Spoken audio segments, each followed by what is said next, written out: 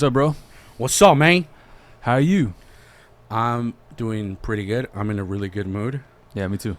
especially because we just stopped by some kick-ass fucking vape shop that was super fucking friendly, and they were super fucking helpful. Because as you may know, I got back into vaping. It's only temporary, but I needed to get my fix, and luckily the people at Madrid Vapor helped me out. Kick-ass fucking people. It's a dude and a girl doing it. And believe me, people, when I say this, I've been to a lot of fucking smoke shops or vape shops, and I haven't had people like that. Like, I haven't had customer service like that, dude. Well, yeah, they must have been very fucking cool because I was waiting in the car for like 30 minutes. I'm sorry, man. We were chopping it up, bro. No. And I actually mean that. The customer service has to be good for you to fucking stay at a vape shop that long, you know? Yeah, dude. Usually I'm in and out, bro. I dip. Like, hey, give me my shit and I'm out. Yeah. And most of the time, like, people when the people that are serving you or whatever the fuck, I'm gonna say serve, but they get you out quick, you know? They just, hey, give me my money and fuck off, you know? But dude, these people were friendly as can be. Like, even I was impressed. And they just opened. I think they opened about a month ago, close to a month ago. But I couldn't ask for better fucking service, honestly. Like, they went to, like, they straight went to the. There's a word for it. You're the one that told me before, but almost like the human element type of thing. Where they try to relate, they want to relate to you, they want to, you know. Oh, well, relatability, yeah. Yeah, and I think that's fucking kick ass, bro. And they don't right off the bat say, "Oh, you want to vape?" You know, like, I went in there and I said, "Hey, this strawberry ice cream shit was super good. I want it again, but do you recommend anything else?" Right off the bat, the dude's like, "Hey, well, you know, you want shit to hit your throat like super icy, or you want, you know, just that, you know, fruit taste?" And I was like, "Nah, I'm big on taste." Right off the bat, he said, "Get strawberry mango." And it was good. Yeah. You know? Like, I was fucking happy with these people. I really recommend you guys check them out. Anybody that's in Bell Gardens, California, check them out. Madrid Vapor or Madrid Vapor, whatever fucking language you want to speak. Right. Kick-ass fucking people, dude. Like, they were super kick-ass. Like, and they're super, super down to earth. Like, they really, really make you feel like, hey, I can have a conversation with these fools and nothing's going to happen, you know? Like, I don't have to worry about these fools trying to kick me out or whatever. That's cool. Yeah, dude. And, dude, their setup, dude, like, it's not a lounge. Like, I don't think they're going for a lounge, but it's almost like it. Like, they have a pretty good area as soon as you walk in, dude. Nice mural with their logo and shit like that. Super tight. Super tight. And it's just, they're chasing the American dream, man. You know, they're going for starting their small business. Dude, it takes balls to open a business, especially right now. Hell yeah. Dude, in the I wouldn't heart, fucking think about doing that in shit. the heart of fucking, like, you know, the pandemic. Well, I don't know how long they've been open, but I can't imagine they've been open that long. No, I think they opened in July 5th. If I'm not mistaken. The dude told me that they opened July 5th. So recently, bro. Like days ago? Weeks ago. Or Today's like the 19th? 20th? the 19th? Oh, yeah. A couple weeks ago. Yeah, a couple weeks ago. That's balls, bro. Dude. That's balls. You know, and dude, I just feel like if these guys, if these people keep on like pushing it and going for it, bro, they're gonna be successful, bro. Especially with their attitude, dude. Like you even know, when it comes to any business, bro, if you present yourself well, you become successful. Yeah. Like although have that shark mentality, like, hey, you know, I'm here to make money. I'm not here to make friends. But still, when you bring that human element into your business and you make yourself way more relatable to people like that. Yeah, it's been said countless times that people will like gladly spend money with who they like, with likable people. Yeah. You know? And the best part is their fucking prices are like way better than a lot of others. Like, honestly, this motherfucker at another smoke shop will go for $30 fucking dollars. Homeboy sold it to me for like 20. I think it was like 20. You know? Creates competition, right? Yeah.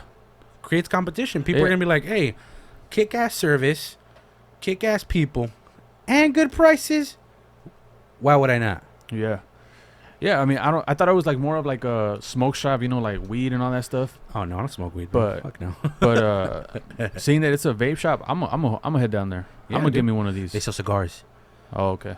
and I love the way they have their cigars. Like have you gone with me to go buy cigars? No, I haven't. I haven't been with you. Okay, some places that sell cigars, they have a room, a big old humidifier room, where they where they store their cigars or whatever. But the thing is, some people don't they don't really give a shit, you know.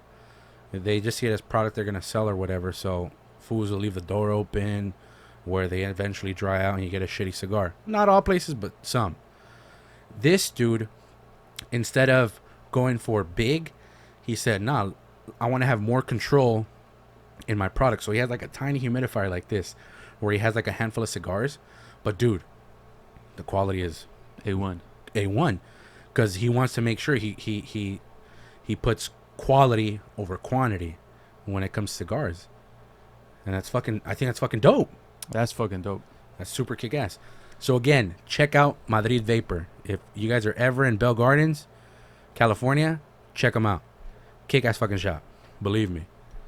And Right yeah, on. I apologize for making you wait for so long. Nah, we're good. We're good now that I know, bro. I thought you fucking went missing in there or something. I was like, dude, he's probably dead by now. They chopped his ass up in the back. Yeah. They made his ass carnitas. Yeah. But yeah, now that you're okay, we can move forward. But that's good. Shout out to them. Cheers. And shout out to small business owners, man. Keep on pushing. But yeah, man, it takes like a lot of courage to open a brick and mortar place right now.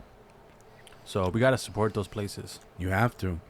Well, I mean, support the ones that deserve supporting.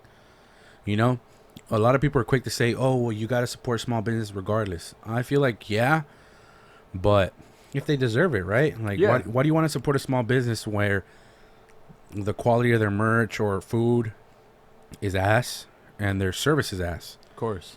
You know, you can't be supporting those guys all the time. You'd be like, "I'm sorry, but I can't." You know, like, how am I going to go? How do you want me to keep on eating or push me to eat at this place or shop at this place when I know when I leave, I'm not happy with what I got? Like, I think people have to see that too. That's true. But I am in agreement with you when support small businesses. Dude, I couldn't get this fucking thing. What do you know about Occupy Wall Street? I know Tim Pool was there. Yeah. Yeah. Shout out to Tim Pool. He was fucking live streaming the whole thing. He was right there with his fucking beanie and shit. Yeah. Trying to be incognito. Honestly, it's pretty cool to see those videos of Tim Pool, like back in the day, young Tim Pool. I didn't know he was an actual journalist, dude. No, he's been there on the ground. Like I didn't sometimes, know he was.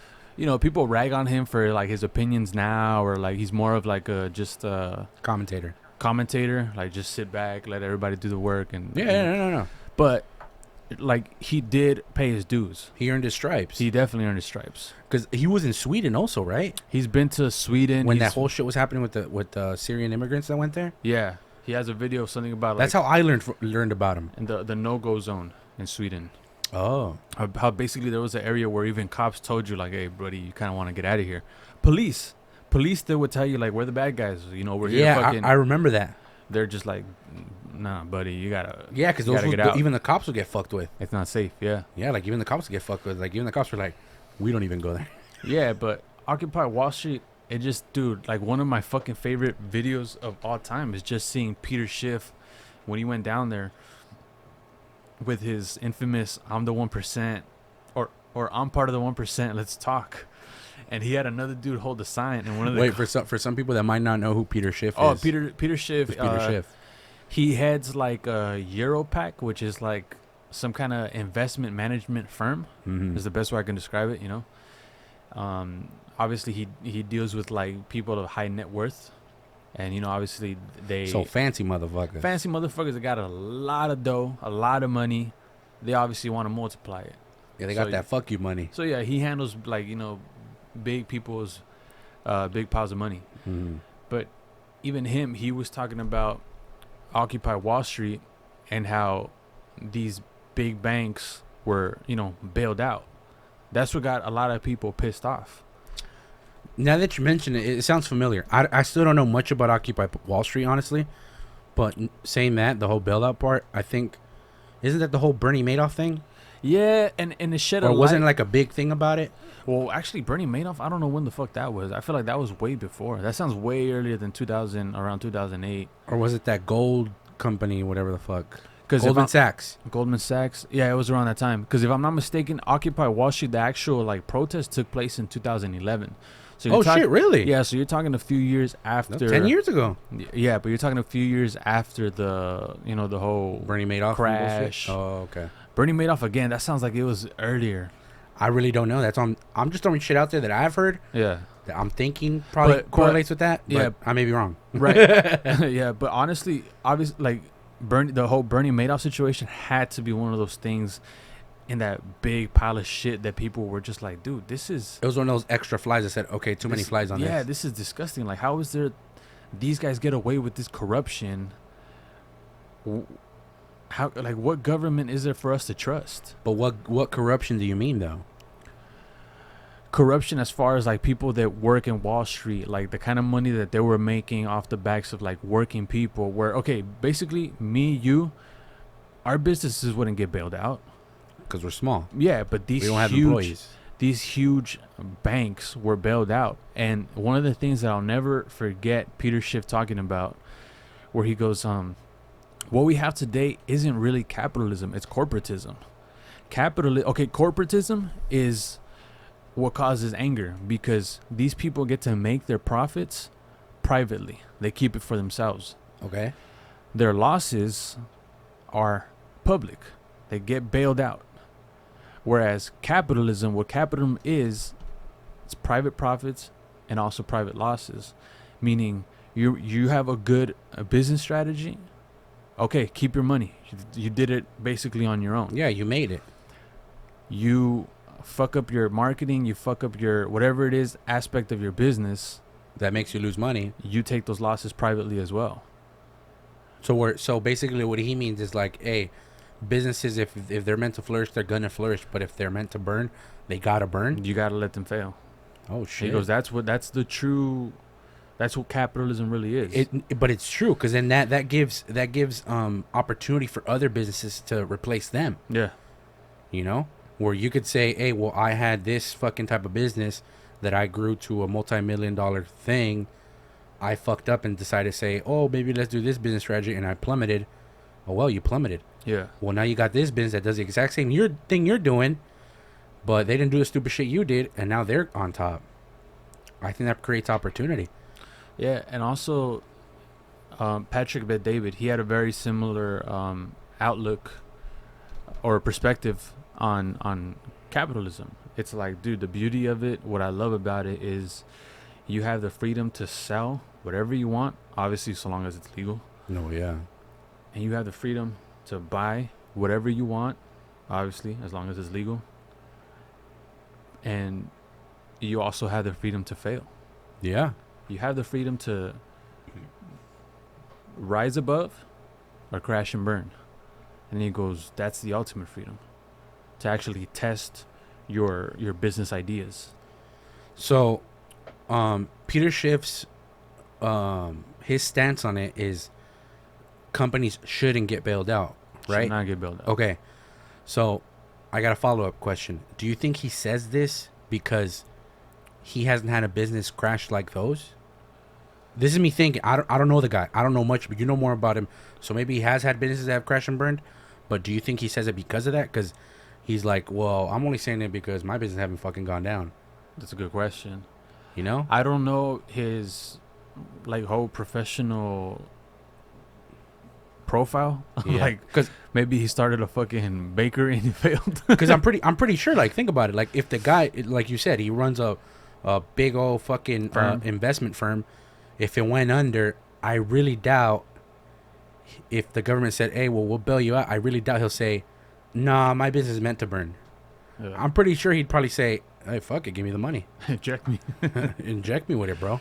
Yeah, that's a good question, man. Maybe it's easy to talk the talk when you've just made really smart business moves and you haven't really felt the sting of like failure. Yeah, I'm only doing this for the sake of argument. That's good. Which is like, well, your business hasn't failed, right? And I think the same thing could be said with Patrick Bet-David. Like, the thing is, I don't think his business has failed. Not just that, he's branched out. Now he's doing valuetainment. He does his, he doesn't just do fucking whatever investment or whatever business he actually does that made him his millions. He actually now branched off to other forms of income, you know? So I feel like it's different for them. Like I said, they're probably just talking because they haven't had to be put in that position yet. Right. Well, when it comes to Patrick Bet-David, I know a little bit more about him. Okay. And how he was basically in his like when he was young, just partying, hanging with girls, being a fucking what he just says like, dude, I was just into lifting, partying, like going out to drink with my friends, hanging out with girls, and just being a fucking loser. Really? Like yeah. And then I feel like out of that, like that feeling of just no fulfillment, just living to party. I don't remember if that's what made him join the army. And after the army is when he was working for a really huge firm. It might have been J.P. Morgan. Oh, shit. It might have been, but yeah, he was working in like... It's a big motherfucker out there. Yeah. And then after that, like, you know, sales is when he saved up his money. And the crazy thing about him is he got sued shortly after starting his business. By who? Some other It'd be firm. fucked up if it was JP Morgan that sued his I don't ass. think it was JP Morgan. That's if JP Morgan was where he worked. Yeah. But it's one of those like, it's one of the top 5 you think of when you think about like financial services. Yeah, I'm not really familiar with any of that, so I don't even know. Right away, JP Morgan comes to mind. Like people that are not just banking, but also like investments, but whatever. That's, if I get that wrong, I don't really care. Yeah, well, fuck it. It's somewhere up there is what I'm trying to Sue say. me, fool. But he got sued. I can't remember who he got sued by, but he goes, dude, I'll never forget the anxiety I was feeling. Like, dude, they're basically, I could have went under within like months of starting my business. Fuck. I can't remember, dude. I read so much. As to why they sued him? Yeah, I can't remember who it was or why they sued him, but just the fact, I mean, think about it, dude. When someone sues you, It's a big ass fucking deal. yeah, because I used to think like, dude, you could just get sued just like that. Not really, dude. It's expensive to sue somebody. You kind of and you're kind of banking on the fact that the money you put into your lawsuit pays on the back end. That's true. Like, would you spend $100,000 if you were gonna end up winning like a $50,000 lawsuit? I don't really know the anatomy of a lawsuit. I'm talking out of my ass. Exactly. I've never been sued, so I don't know. Yeah, but what I've heard Nor is have that I sued anybody. yeah, what I've heard is that it's fucking expensive.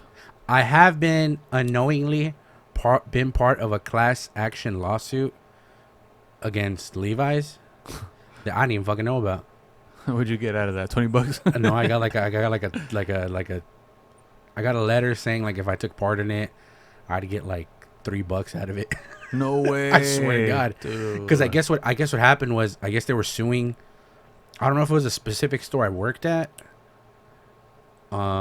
They were suing them for unpaid wages and also for unpaid breaks. I guess people would take lunches or work through their lunches and then take breaks, but they wouldn't get paid for their breaks. Because I know you're supposed to get paid like a 10-minute break, I believe. Or 2 10-minute breaks, I think, if you're working a full shift. Yeah, and people weren't getting paid for their breaks. Or they would have to work through their lunches and shit. And then they ended up suing.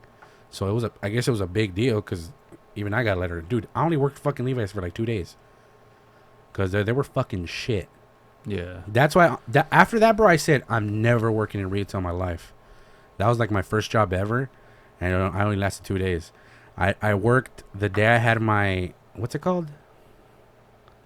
What's the word? Orientation? Yeah, when I had my orientation. You know how usually orientation, oh, we're going to pay you guys 4 hours or whatever.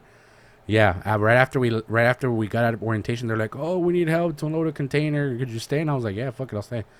So I worked that, and then I worked Black Friday, which was like 2 days later.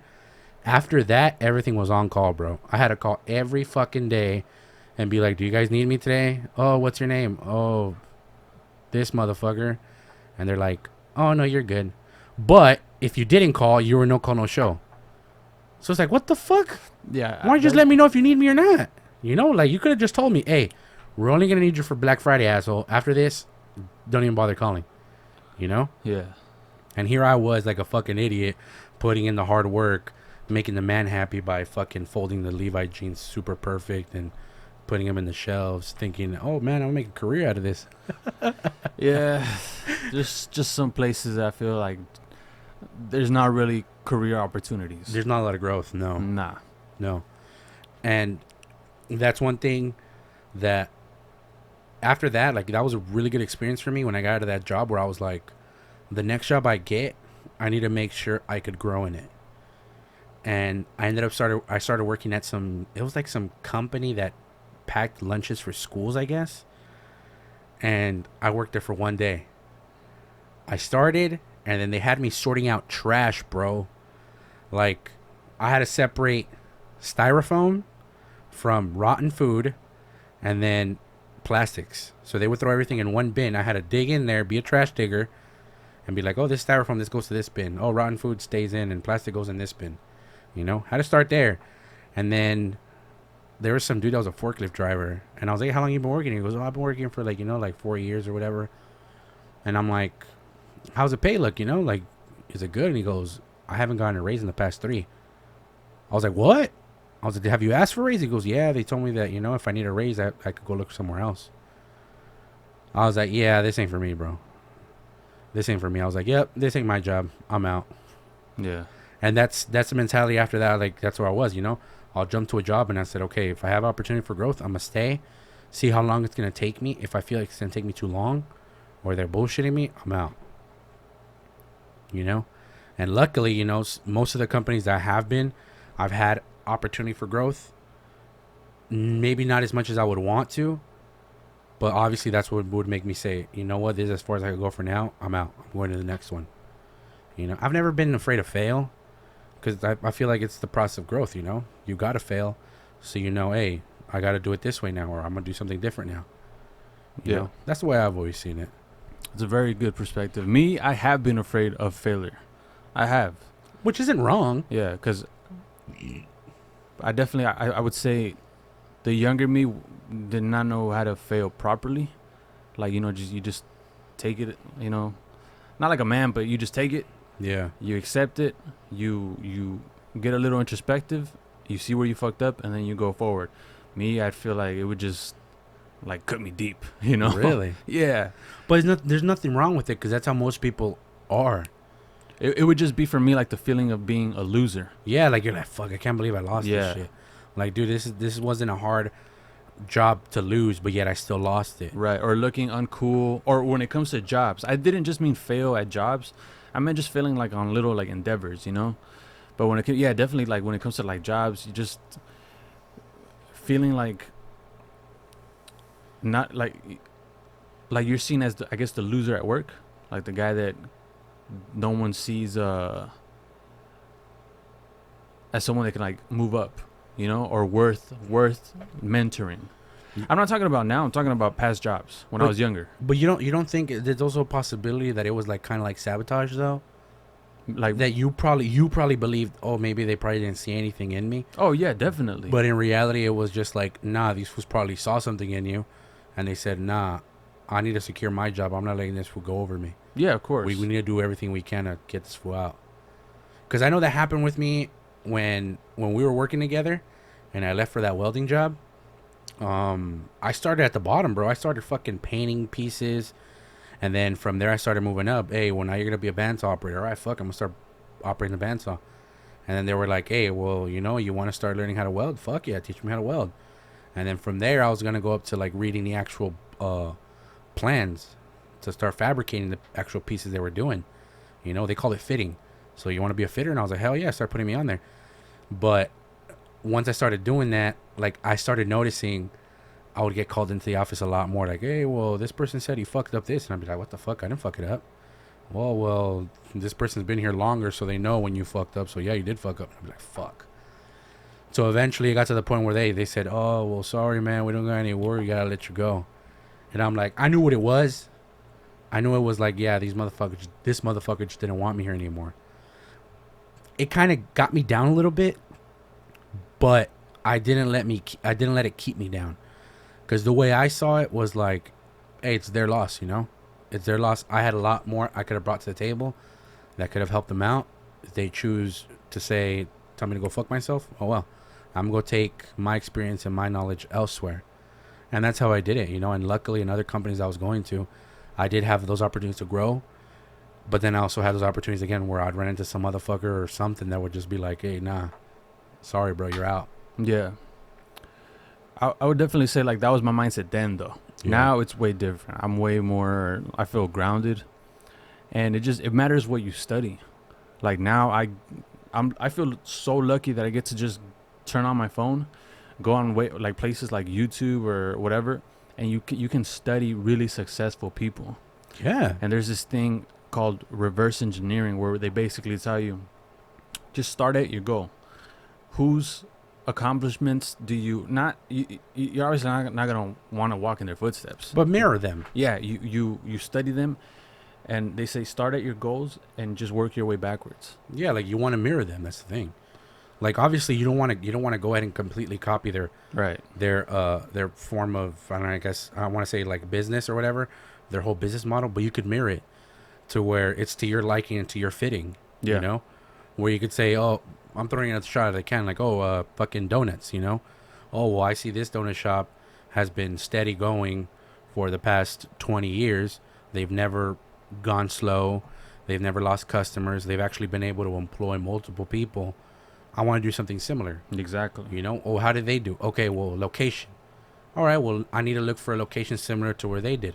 Oh, they did it in front of a school. All right, well, let me look for something similar.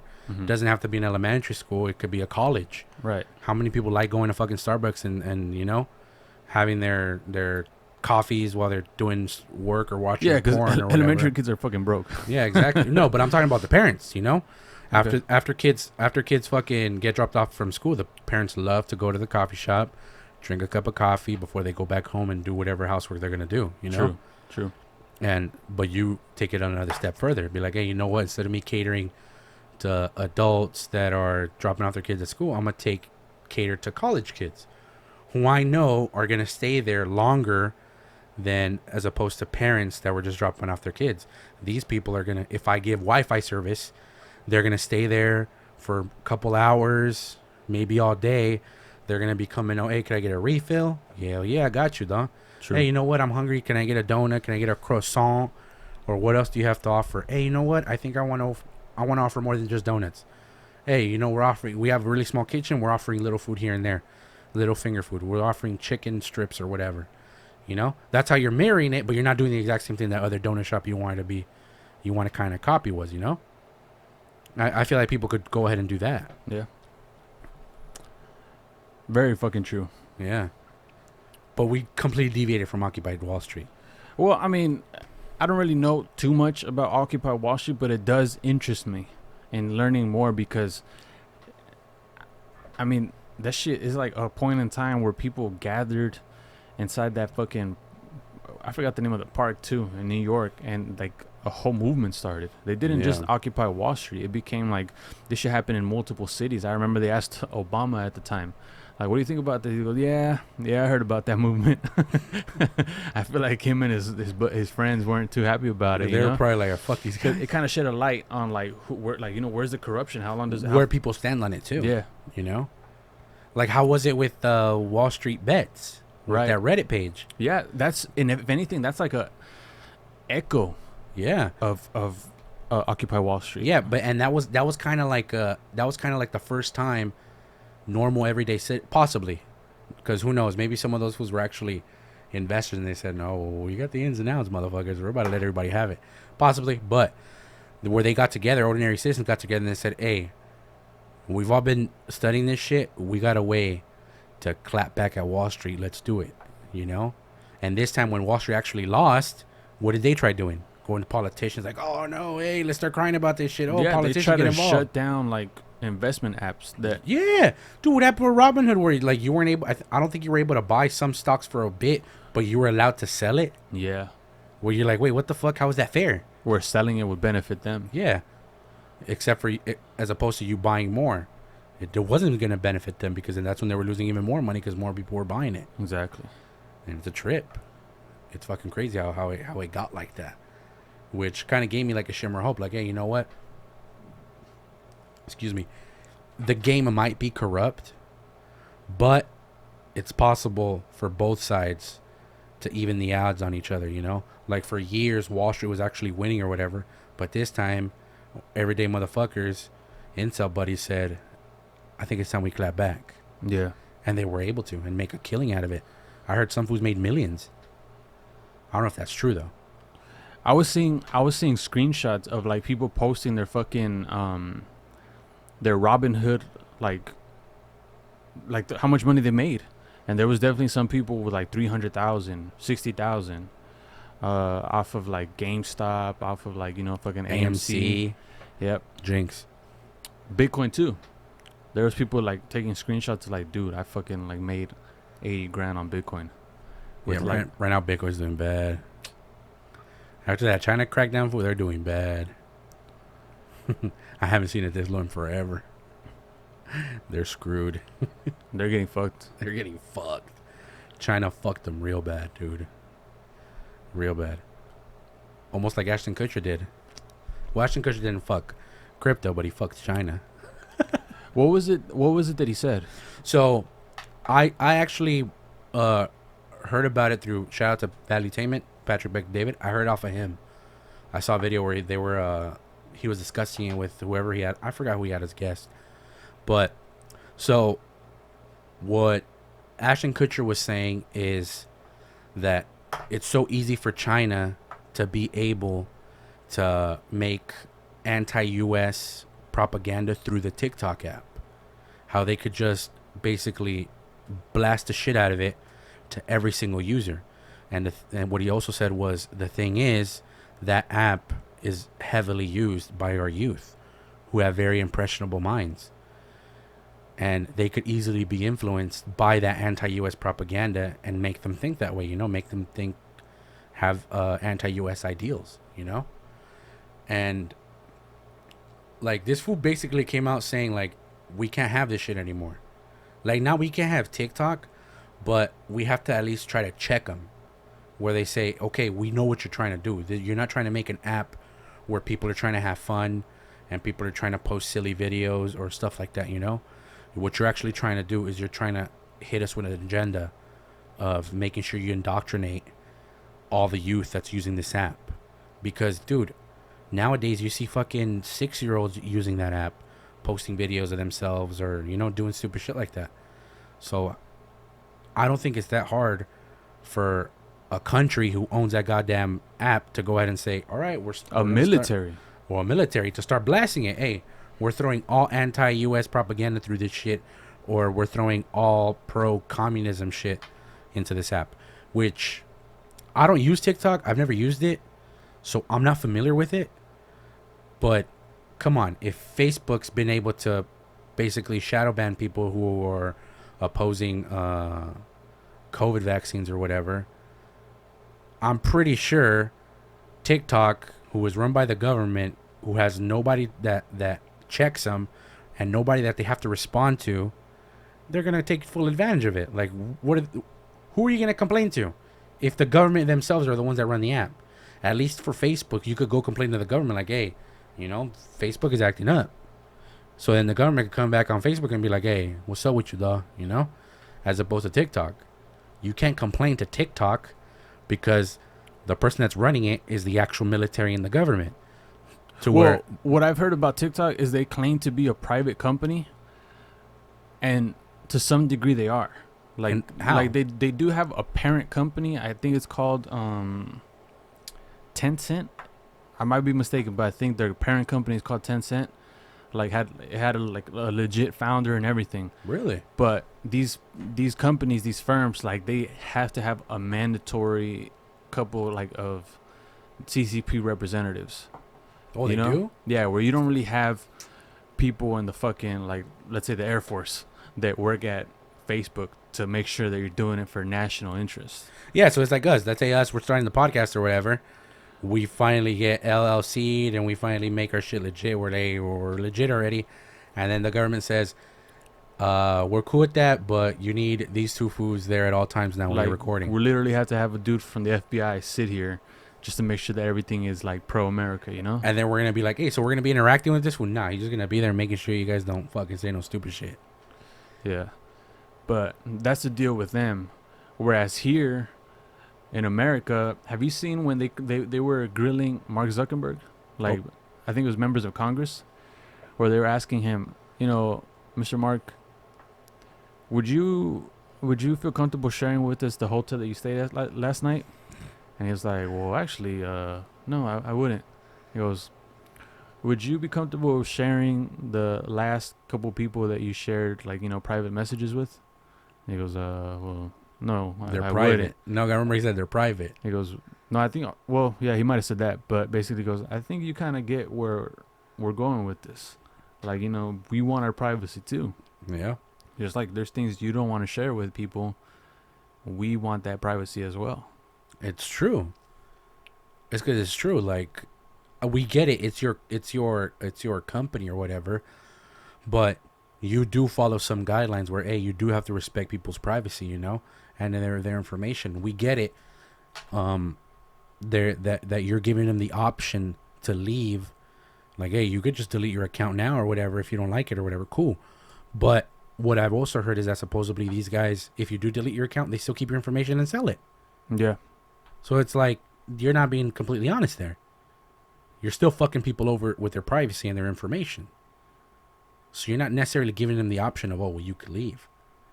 Like, yeah, we could leave, but you're still selling my shit off to fucking call centers and shit. Where I'm gonna be getting scam calls 24/7 from fucking India. Where I got gooped over here trying to sell me thongs. Which is a trip. Every little thing you do, they track it in the hopes to sell it off to fucking other companies that want to sell you shit. Like, it's a trip. Like, I don't know if you've noticed it, but I've noticed when I've been like on Google, I've been on Google just looking shit up, and for some reason I click on something that they're selling. Like, let's just say headphones, and I look at the specific brand, and I'm like, oh, cool, whatever. I'm just window shopping, you know.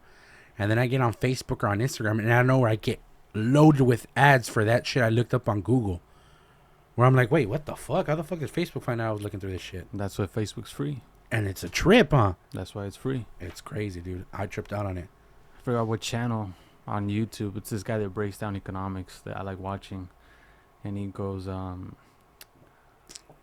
when an app or service is free, you're not the customer. You're the product. You're the product. He goes, there's a reason why it's free. They're not trying to really well, yeah, in a way they are trying to sell you shit, but the main customer is other companies that then want to sell you shit. Yeah. They're paying Facebook, hey, give us profiles on top of profiles on top of profiles. That we could blast our ads on. Yeah. Relevant shit only. That way we know who to fucking blast ads to. You know? It's crazy, man. It's a trip. That is fucking crazy when you were gonna tell me about that, like that influencer girl that got in trouble. Oh no, she actually wasn't an influencer. She was an actress. I don't know if she still is an actress, but she was an actress. She came out on some show called Ned's Declassified. It was on cable. The only reason I know about it is because I would see it once in a while when I would go visit my cousin in San Diego. They had, I don't know if they had money, but they had cable. We were too poor for it. So I would watch it, and I think she played a character named Mosby. I think that was her name. I think that was her character name. I forgot the name of the actress already. I can't remember at the top of my head. Lauren, I think it was like Lauren, something like that. But she basically they basically bashed her for making fun of a video of some black people that were doing some dance. It was a weird ass dance. But all she did was copy the dance, and then she said, like, is this what we're fucking doing? That's all she said. All she said. So as soon as she posted that, I think it was a TikTok, people started blasting her on Instagram going like, oh, you're racist for mocking these African Americans or whatever. And she posted a video like where she's crying like crazy, and she goes, I can't believe people are trying to make me look like I'm a racist. She goes, the thing I was going for is how millennials and Gen Z's differ in their whole culture and the shit they dance to or whatever, which is true, you know? Like back then, it's sad to say we're fucking millennials, but Back then, the whole dance routine was break dancing, crip walking, you know, shuffling or whatever. And now some people do some awkward ass dances where you're just like, huh, I can't believe that's the it thing now, you know? And that's what she was trying to explain, you know, like that's what I was going for when I posted that video. She goes, but I never thought people were gonna blast me and call me a racist. She goes, that's one thing I'm not. She goes, I'm not a racist. She goes, I don't discriminate against people. I wouldn't be making fun of people's culture or lifestyle, you know? Like, you gotta believe me. Like, she was tearing up when she was a fucking hot mess. And you can only feel bad for her, dude. Like, if you see the video, like, you could tell, bro, that nowhere, like, you know how some people say, like, oh, there's subcontext? Like, oh, you really gotta pay attention and you'll see what she was trying to get at. Like, dude, it's not even that. The video is short, bro. I would say it's like 20 seconds tops. Or it's her watching the people dance, then she does the dance, and then she goes, is this what we're fucking doing? That's it. And then it ends. Like, how is that racist? Or how is that, like, capping on somebody's race or culture? It doesn't even fucking seem like she meant to be disrespectful. Right. Like, another example, is it Kylie? Yeah, what about her? Is it Kylie Jenner, the one that made the tequila? Kendall. How are they trying to blast her for cultural appropriation for making tequila and dressing up as a farm worker? Like, dude, do they really think that the way they dress is only applied to farm workers? That's a bullshit lie. There's cowboys that dress like that. There's people in the South that dress like that. Like, it's not something that's only stuck to one specific group of people, you know? And not just that, she's selling tequila. A lot of people may not know this, but tequila comes from a plant that has to be cultivated. You got to pull it out of the ground, obviously from a field, you know? So wouldn't you want your attire to match the fact that, hey, I'm promoting a tequila that I'm making or whatever, right? Yeah, I don't think that's what people got mad at her for, though. I was seeing some of those comments that saying that cultural appropriation for farm workers. Okay, well, what people were upset is that to them, from their perspective, all she has to do is come and brand herself with other people's labor. Meaning, they're the ones that cultivate it. They're the ones that fucking distill it or whatever the fuck the process is. And she just goes, here's my brand of tequila. Now buy it. Basically, to them, she's making this money off of other people's labor. When they don't believe that she's the one that's actually doing the fucking work or in the know or actually doing the fucking, you know, testing and process to come up with this tequila's formula. Possibly not. I mean, she probably isn't doing the actual manual labor. But she is doing labor in the sense that, dude, she's putting in the money, right? Right. She has to pay the employees. She has to pay the people to actually grow the agave. She has to pay the people to actually distill it, to cultivate it, to chop everything up. So she actually kind of is working. Maybe not manual labor how people would want to, but she's the one that's putting in the money. You know? You can't get mad about that. No, well, I'm not mad about it. No, I'm not saying you. No, I'm not saying you. But I mean, you can't get mad about it. Right. You know, same thing with was it John Legend, or was it Pharrell? I think they made a rum. John Legend or Pharrell? Oh no! I think it was Michael B. Jordan. Oh, Michael B. Jordan made like a rum or something, right? yeah. He made an alcoholic drink, and then he used some. I guess he named it after some word that is associated either with Haitians. I think with Haiti. Yeah. I don't know too much about that shit actually, but I think it had to do with some kind of like celebration in Haiti. Yeah, but it's like no, not even Haiti. I think it was Trinidad and Tobago, maybe. I don't know, but it had to do with one of those Caribbean fucking countries. Like, dude, how the fuck do you go ahead and try to cancel him for that, dude? Like, I really don't think this was going for, I'm going for disrespecting your guys' culture, your guys' beliefs or whatever, and I'm going to capitalize on it and make an alcoholic drink off of it. I really don't think he was going for that, you know? I'm pretty sure he found the name sexy, he found the name appealing, and he found the name relatable to people that are part of that culture or lifestyle, whatever, you know. Like, I'm gonna say Haitian. It might not have been Haitians, but something like, hey, you know, Haitians will see this and they'll recognize it right off the bat, you know, and they'll probably fuck with it. But no, fucking SJWs were quick to say like, oh no, you're just disrespecting people's cultures. I don't think he was going for that. Like, I feel like he was going like for appreciation, yet they go ahead and try to cancel him over it. Yeah, I think oftentimes, I don't think the business, the entrepreneur or the founder of said businesses is trying to like fucking disrespect the cultures. Not at all. Like, did you hear about Tapatio? How they were trying to fucking fuck with them too for a bit? For what? Tapatio hot sauce, because they have the charro in the front. How they were trying to say like, oh, that's not how Mexicans look. Obviously not, fool. Like, not all Mexicans look like that. But you want to put an image. You want to put an image that appeals to you. You know, the guys that started Tapatio, the guy that started Tapatio, he was Mexican. You know, if that was part of his lifestyle growing up, I would assume he'd say, hey, well, you know, charros or the charro lifestyle was a big part of my childhood growing up. That's what I want to put on my label, you know? A dude with a fucking big old sombrero and the fucking nice-ass charro suit or whatever, and I want to blast this fool on there. Yeah. And people want to act like, oh, no, bro, you're just trying to paint a picture that people are going to assume all Mexicans look like that. I highly doubt, I may be wrong, but I highly doubt when people see the Tapatio hot sauce bottle, they say, huh, I'm pretty sure all Mexicans look like this. Nah, I think at some point, bro, it's fucking stupid to entertain every complaint. Yeah. Now, we all can get on Twitter and complain about something that went wrong in our day. That's true. You know, so it's just like everybody has a voice. So they might see a commercial and be like, oh my God, that culturally appropriated this fucking culture over here. They might see a fucking ad in the newspapers like, oh my God, that's racist for this reason. A fucking ad later on in the YouTube video, oh, that's sexist for this reason. So it's like, if you're looking for it, trust me, you're gonna find holes, things to complain about. Yeah. And it's like, to me, what matters is humanity making progress.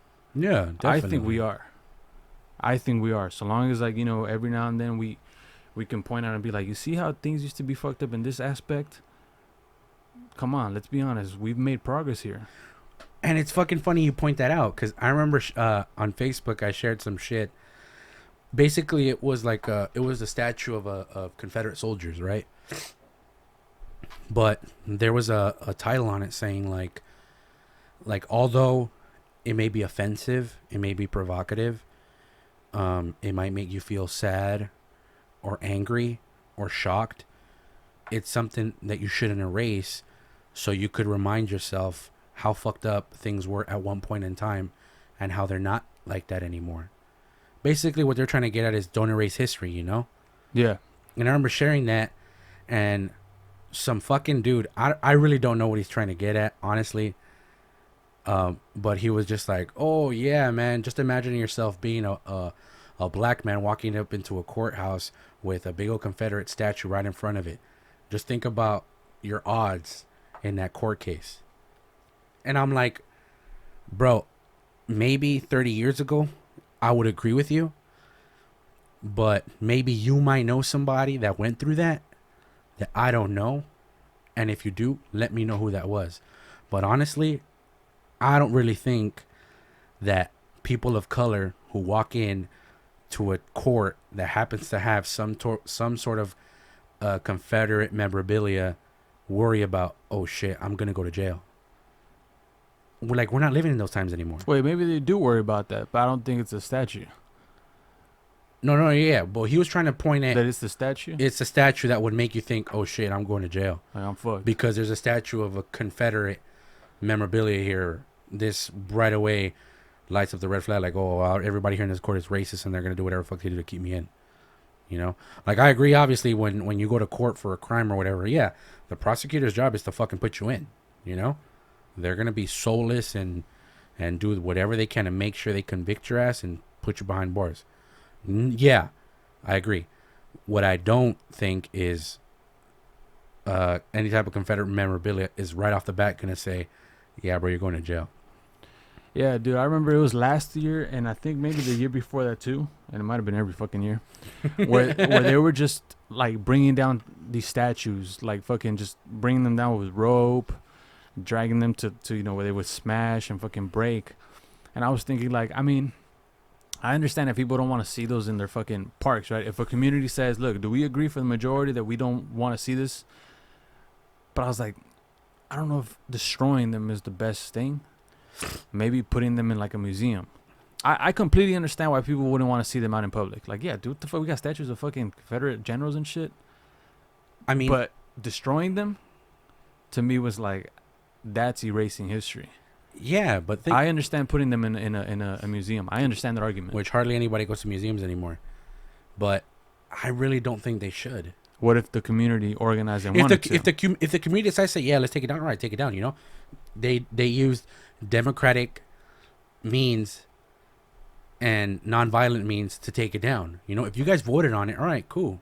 Hey, everybody voted on it. Everybody agreed, or the majority agreed to take this fucker down. Take it down. You know. But to go ahead and applaud motherfuckers that want to just go ahead and vandalize statues and rip them off, no. You know, not at all. Like, honestly, no matter how provocative it may be, I really think we have to leave those statues there. You know, because we have to remind ourselves, hey, we were at a point in history where we felt a certain group of people were inferior to us because of their color of their skin, you know? But people hate to admit it because, unfortunately, the majority of those motherfuckers were part of the Democratic Party. And people don't want to admit that. People don't want to go ahead and say, oh, no, bro, it's because they're racist. No, fucker. The reason is because they were Democrats. And you don't want to paint the picture that Democrats are racist. Or they were at one point in time. I don't think they're racist now, but at one point in time they were, you know? But you think that kind of stuff can just be pointed out to a party? What do you mean? Like, is it that black and white? I mean, for the most part, from what I've read, You really think it was that black and white? Where it it's does, like, it if does you're seem Republican, you're just not racist at all. No, I don't think that black and white. Democrat is like, dude, I'm just a Democrat, so obviously I'm racist. I don't think it was that black and white. I mean, maybe at one point, possibly. Because the only reason I say this is because I haven't read anywhere yet where there was a group of politicians that were Democrats that said, hey, well, we're against the Jim Crow laws. We're against segregation. And we're against slavery. You know?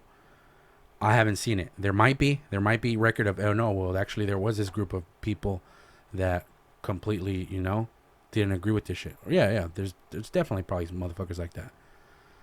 But for the most part, when you actually look into it, it shows that the mass majority of people that wanted that separation and wanted that, I guess you could say, tension between citizens were part of the Democratic Party. Now, I feel like now it's a little bit more blurred, where they kind of hide it, where they want to say, oh, no, bro, like, you know, we're all about equality. We're all about, you know, fucking everybody together. But then they hide it with critical race theory. Then they hide it with white privilege. Then they hide it with, oh, well, if you're a person that supports Black Lives Matter, all this other organizations, you still might be a little racist. You know? That's the way I feel. I mean, I may not be 100% correct on it, but I'm open to corrections. Yeah. Interesting. Yeah, but that shit about bringing them all down, it was fucking crazy. It was reckless.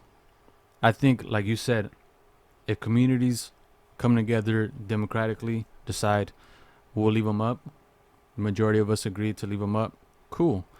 If in another community, in another state or another city, whatever, decide, you know what, it's best to take them down, maybe place them in a fucking storage or museum, so long as it was done with people from the community being vocal about it and deciding, like, hey, look, this we all can agree on. Or not all, but majority of us can agree on, whether they stay up or get taken somewhere else. Like a good example of that is here locally. I may have the city wrong, but I think it might have been Pasadena. But they might still be up. A lot of their light posts have swastikas on it, but they're not the Nazi swastikas. They're the ones that are used through Buddhists. You know how Buddhists are very similar. The swastika looks like an X, but the Buddhist is like kind of like a cross that has the little thing sticking out or whatever. Yeah. And then on top of that, it's flipped. So a lot of those light posts, I think it was in Pasadena, if I'm not mistaken. I gotta look it up. Had swastikas, little swastikas, on their light posts, and for a while, people were trying to remove them because they were saying like, "Oh, it's a symbolism of white supremacy and about racism or whatever." It wasn't until some of the members of the community actually said, "No, that has nothing to do with the Nazis or white supremacy. This actually I think it means courage or something like that, or hope. Like I think it's a symbol for hope or something like in Buddhism." So it wasn't until people had to really elaborate, like, no, believe me, like people actually had to get together and show them, like, look, this isn't the same thing, that they left them. Yeah. But they're trying to take them off. But people had to say, like, no, they don't belong. They're not even associated with each other in any way, shape, or form. Do you know what that thing means to Buddhism? Like I said, I think it means like hope or courage or something Courage? like that. Yeah, I think it's courage or hope. But it's not the same thing. The swastika, the Nazi swastika, it's like an X that has a little tail sticking out. The other one is like a cross. And then it's flipped, I think. Something like that. So cross meaning one of the lines is like longer than So the they're other vertical. three? No, they're the same size, but they're shaped like a T. Shaped like a T. The swastika is shaped like an X. Yeah, but so all you have to do is do that. No, and then it's inverted. So I think, if I'm not mistaken, do I got a pen? You want to try this marker? Yeah. So basically, the way it is, one of them goes like this. The other one goes like this. And I may be wrong, but one does this. Some shit like this. Yeah. If I'm not mistaken. And then the other one does it the opposite way. So this way. Okay. Something like that. So there's obviously you have to see it, but yeah, there is a difference between them. So one was slanted and then inverted for the Nazis or whatever. But it's a trip how they try to like take all that shit off. Like in Germany, bro, it's illegal to have any type of Nazi memorabilia. And I've heard this, don't quote me on this because I don't know if this is true, but I heard you could get in trouble for trying to discuss anything that has to do with Nazis, like the regime or whatever, trying to bring it up. I heard you get in trouble for it. I don't know if that's true though. I've never tried it. I've never been in Germany. So anybody that's in Germany, let us know. But I really don't know. I may be wrong on it. It's crazy when after World War II, I heard that they weren't even allowed to have their own army. Along with Japan, that they weren't allowed to have an army. They were only allowed to have like some kind of like self-defense force. Yeah. Do you think they did the same thing with Italy? Because remember, Italy was part of it. I don't hear people talking about an Italian army. Yeah, I've never heard people like even bring them up because I guess the people that really fucked shit up was Germany and Japan, which they kind of did.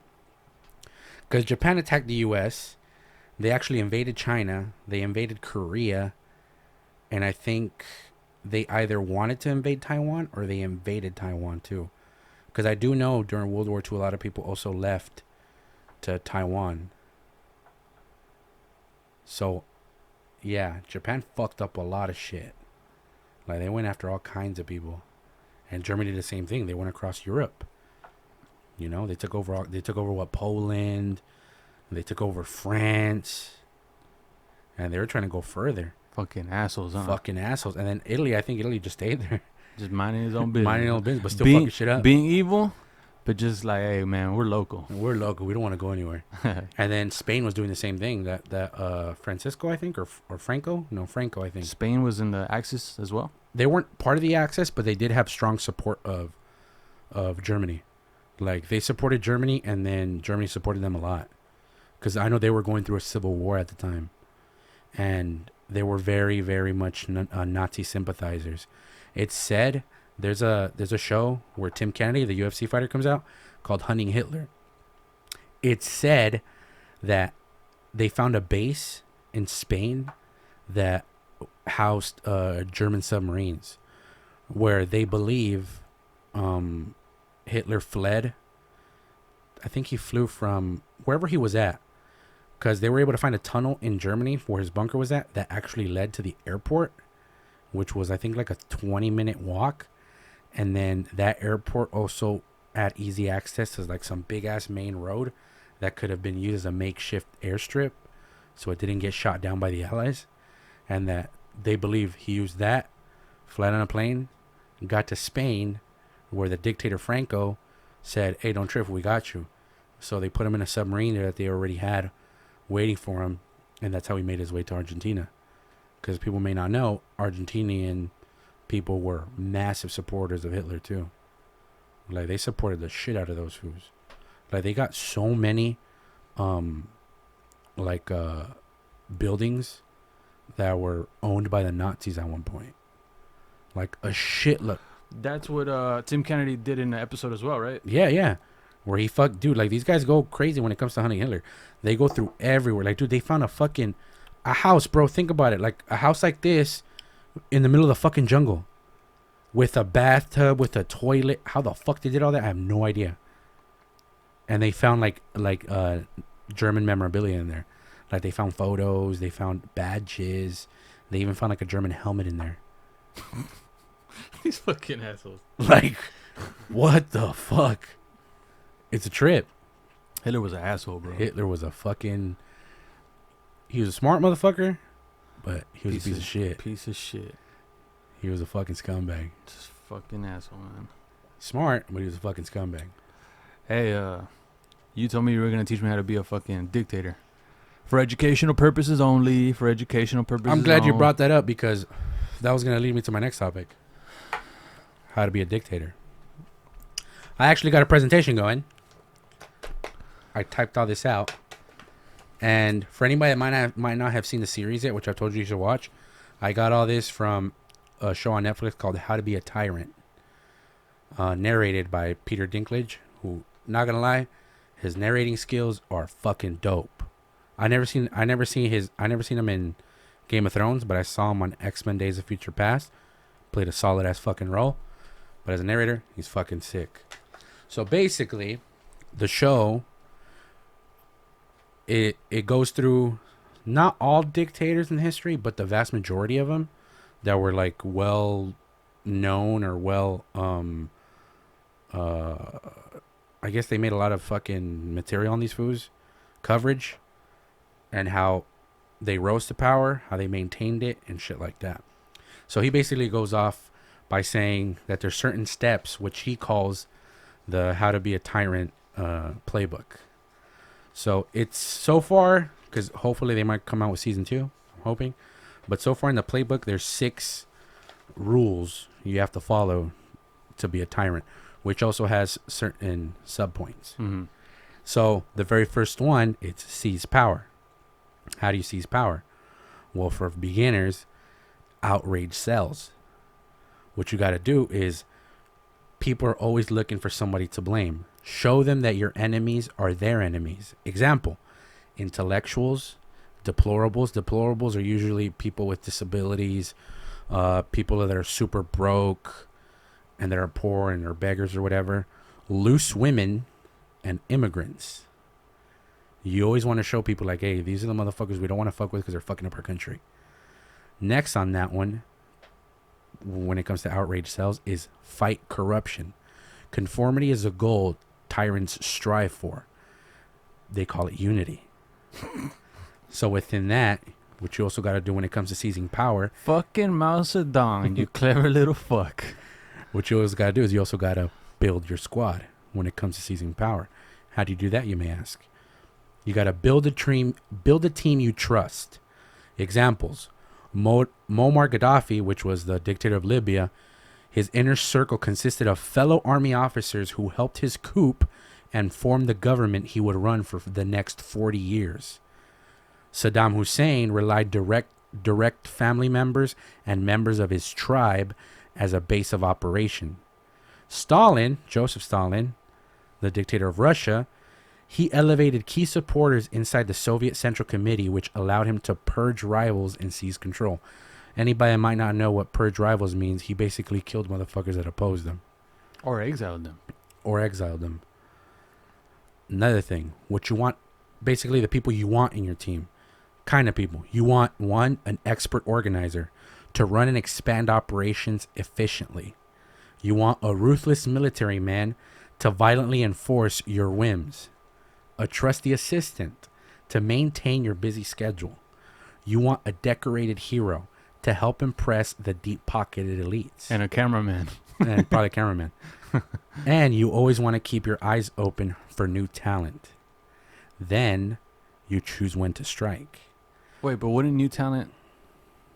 New talent could be like... But wouldn't they seek to take you out?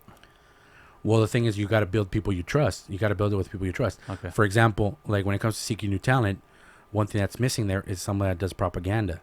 Like, for example, Hitler. Hitler had Joseph Goebbels, who was the head minister of propaganda, who made all kinds of fucking movies and admired Hitler so much that when he found out Hitler committed suicide, he poisoned his family and then poisoned himself because he didn't want to live in a world without Hitler.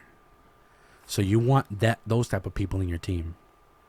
So that's basically the sub points you got to follow when you seize power. Fucking assholes. Imagine that, bro. You don't want to live in a world with Hitler so bad that you kill your family and then kill yourself. Where you say, "Hey kids, I'm sorry, but you guys ain't gonna have a child anymore." Why? We out. Why, Papa? Dude, why, Papa? Dude. Fucking. What part do you? Hitler just fucking died. Like Hitler, he just passed away. The guys whose fucking nuts were in my face all the time, he's no longer. No, but you got mama. I don't give a fuck about your mother. I was just trying to make blue-eyed children, and even you guys sucked at that. Which sucks, but fucking assholes. Rule 2: crush your rivals. How you do that, you may ask? Establish dominance. Be vigilant and put rivals in their place, even for minor things. All people who help you get into power get whacked. Example: Saddam tortured his former right hand, Mashadi, to confess to conspiring with 20 others on live TV, which I saw the video, by the way. It's fucking crazy. Where they were subsequently killed. So some of them were actually killed on live TV. Is that what they call the useful idiots? Yes and no. Second, be everywhere. A dictator needs to have eyes and muscles everywhere. How do you do that? With secret police. Also, have a big network of informants. You need to have it. Informants could be secret police, or it could be everyday citizens. Next point, buy loyalty.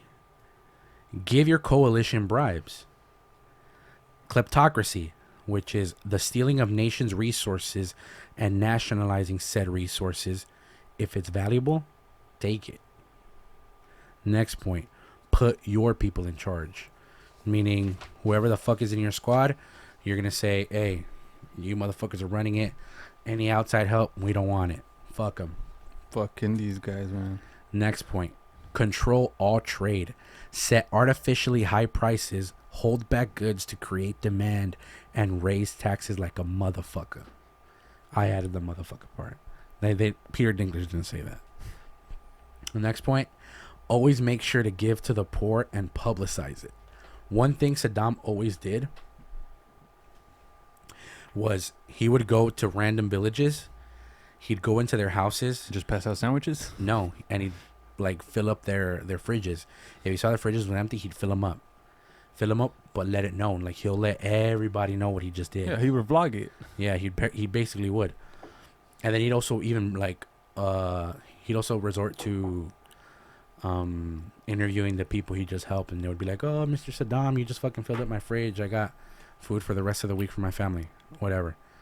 Next point, mastermind games, ritual humiliation, public execution, and remember, everyone is expendable. You mean like the CCP?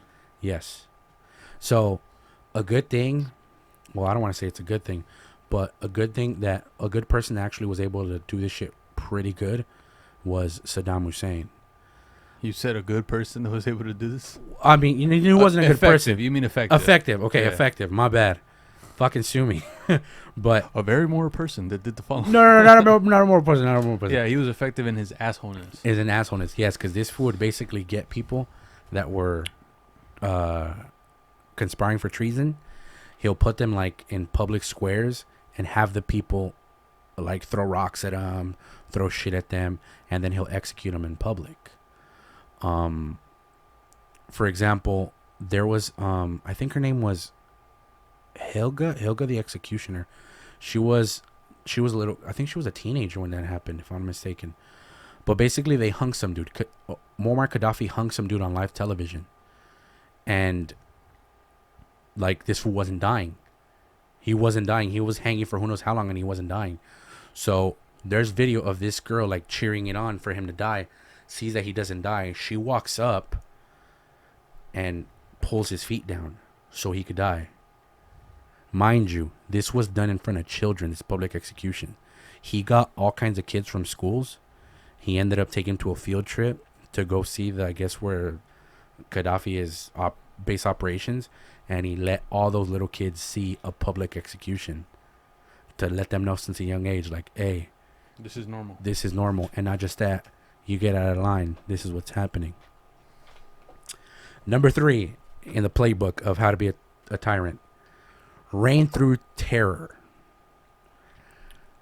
1, you got to conceal your brutality. Hitler invited the Red Cross to makeshift Jewish communities that showed them living freely and healthy with even banks.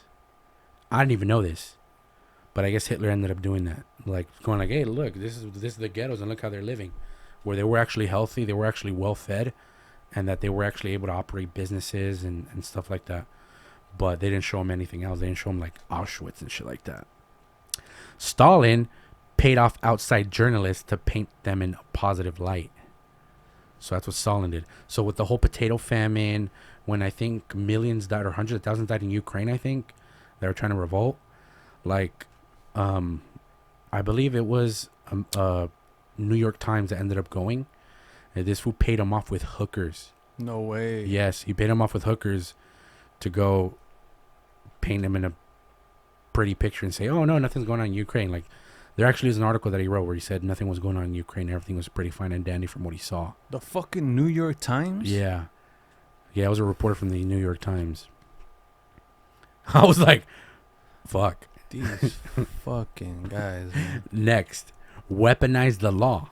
Slowly make or get rid of laws that limit your power as a tyrant, which all dictators have done. They've made sure that they don't have any laws that keep them in check, where they don't have to do shit. Next, choose a scapegoat, a common enemy. Examples: Hitler used the excuse that the Jews were trying to steal everything and persecuted them and killed them. Idi Amin, which was the dictator of Uganda, he convinced all black Ugandans to persecute the Asians and force them out of the country and force them to either sell or give away their businesses due to them sucking the life from black Ugandans and tax evasion. So a lot of people may not know this, but during British rule, when they were building the railroad systems, they brought a massive influx of Asians who were from mostly India, but they also brought them from China. Mm-hmm. So these people were generations of Asians living in Uganda, you know, where They were Ugandans. They were Ugandans, yeah, where they had no family anymore back at their home country, and they were forced out. Damn. Like, this fool basically gave them 90 days to move, but then he said, you got 9 days. He made a public statement where he said, they have 9 days from today to get everything out, or if not, we're taking you guys to jail. Meaning, you're going to get fucking killed. Yeah. Muammar Gaddafi blamed Italians for the situation Libya was in. I didn't even fucking know there was Italians in Libya. But I guess there was a shitload of Italians that were very successful in Libya and had like pretty good businesses. And this fool took everything from them. Everything. And that supposedly he killed a lot of them too. As opposed to Idi Amin, he didn't kill a lot of them. most of them were able to escape. Were able to get out of Uganda and go to wherever the fuck else they went. Next point. Bring the pain. Torture all opponents either through physical or psychological means. Example, the pigeon position. The pigeon position is a position that is well used by North Korea. So basically, I'm gonna use Hulk as an example. The homie Hulk over here. Homeboy. So they do this to you. They squat you like this, bend you over, then they put a stick right here, right through the back of your arms. So you're basically like this. Mm-hmm. You're perched like a bird, basically. But obviously, I can't make Hulk squat more. But yeah, you're basically squatted all the way. And it looks like that. And it looks like that. For many people that might not see, this is how you look. But you're squatted much more than Hulk is. The means of that is they keep you there for days to where your spine actually detaches and comes out. Like your spine can literally rip out from your back.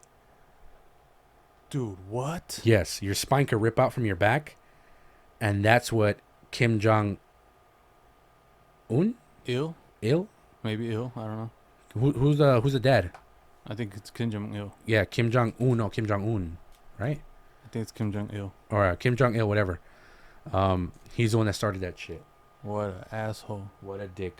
He, as well, for psychological torture, used sleep deprivation, where he would kill them by not letting them sleep whatsoever, which he either used by drugs or by just fucking with them constantly to where they got no sleep. Yeah, dude, that's one of the fucked up things I've heard. I don't know if you've ever watched the movie The Men Who Stare at Goats.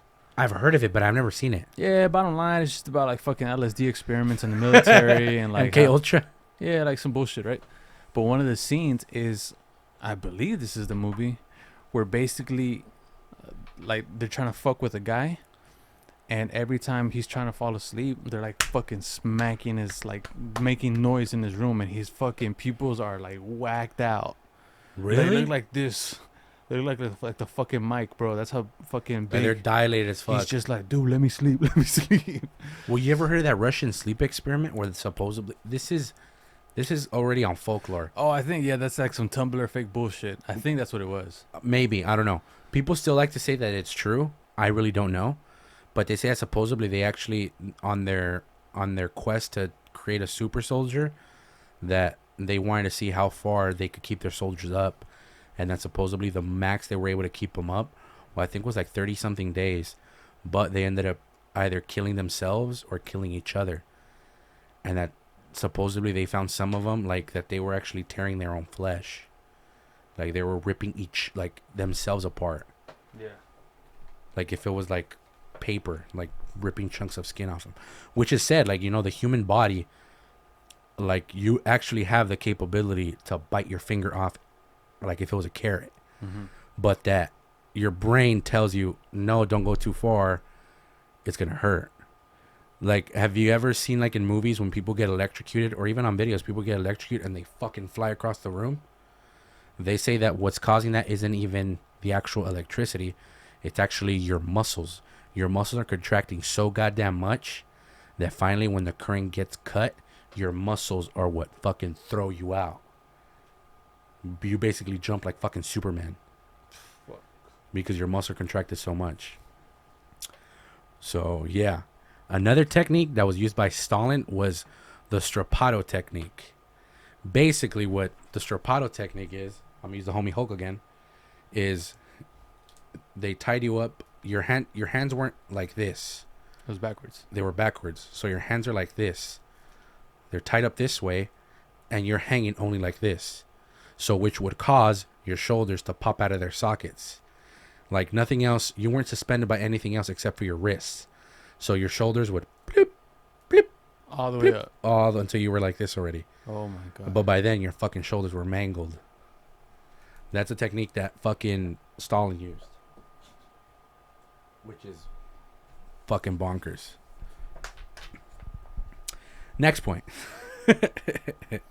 is start a war. So when you're a dictator, you want to start a war. Why? Because you want to settle scores with other countries and you want to check people. Meaning you want to check those countries that you feel like were doing you dirty. Example, Germany. Germany started war with Poland. They started war with... Do you know why they went into Poland? To invade it. I'm pretty sure they just wanted to expand. So they started war with them. They started war with France. They took over France and did all kinds of bullshit on there. I've seen pictures of what fucking Nazi-occupied like Paris looked like. Like, obviously, like the Eiffel Tower is like really like symbolic and beautiful, but to just see motherfuckers really waving the fucking like Nazi flag and shit like that, while you see like that, what we look at today as like a romantic scenery and shit like that, you're just like, what? To think, you're talking about these racist motherfuckers were here? Yeah, like they occupied that fucking place. These barbarians occupied this place for a while too. Yeah. For a good minute. Idi Amin tried doing that. Like a stupid motherfucker. He wanted to start a war to make people fear him, but it backfired on him. Because the thing was, his military wasn't well trained. I think that the country that he tried invading was Ethiopia, or he tried attacking was Ethiopia. And I guess rules of engagement are, if you get attacked, you're allowed to go invade that country that attacked you. Which is why the U.S. was able to invade Japan. Which is why the U.S. was able to invade Germany. Because Germany basically said, hey, Mexico, if you help fuck this fool up, we're going to give you whatever you lost from the U.S. So they said, all right, that's it. We're getting in on this bitch. We're going to fuck all you fools up.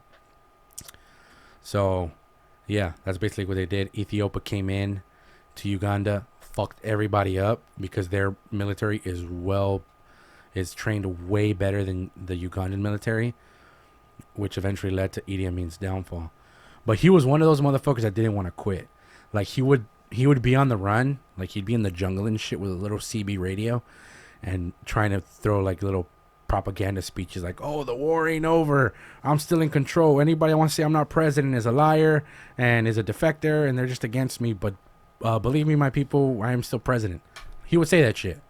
This fool was like A-class in denial. It's fucking awesome, bro. A-class in denial. He didn't want to fucking accept that shit. That's hilarious. Which is fucking funny. Number 4 on the rule book, control the truth. Yeah, you gotta control the narrative. Yeah. Educational purposes only. Educational purposes only. Don't fucking go and start a fucking be a tyrant. We don't encourage you to be a tyrant because it never ends well. Maybe. No, it never ends well. Oh, wait, I'm not done. I'm not done. Part 4. And then you'll see. Rule number 4, control the truth. 1 point, rewrite history. Convince the people that the history they learned before is false. Wait, you mean like Mao Zedong and the CCP? You're stealing my fucking words. Let me read this. All right, go. Change anything that will cause questioning or make you look bad. Example, Mao denying many died of starvation during his Great Leap Forward. Fucking Mao, bro. Which, I didn't fucking know that people died because of the Great Leap Forward. Yeah, dude, it was a fucking failed, I heard idiotic a shitload of idea. people died of famine. I don't even know what the Great Leap Forward really is. Do you know what it was? Okay, so Mao took over. You know, he became chairman or whatever you want to call him, fucking emperor. I don't give a shit. And he was like, you know, the Great Leap Forward was this movement of, we're gonna close off as a country. We don't need the West. We don't need any kind of relationships with the West. We got it all on our own. We got what we need. You know, like communes of farmers go here and just do what the fuck is necessary. Bring us the grains and we'll distribute it to the people. To the people in a fair and democratic way. You know? And he was telling people that had no experience in certain like industries, go that way.